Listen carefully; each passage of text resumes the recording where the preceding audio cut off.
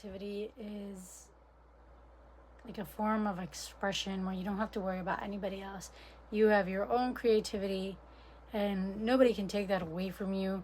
Nobody can judge you on it. Nobody can do anything about your own creativity. So I feel like that's very freeing. So creativity to me is freedom.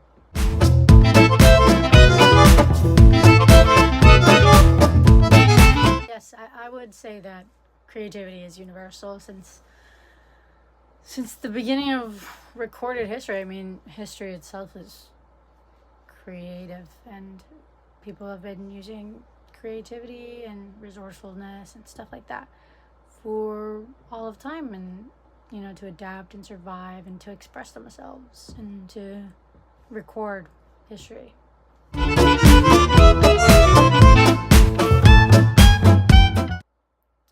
I would like to think that being creative and my own creativity has changed me for the better.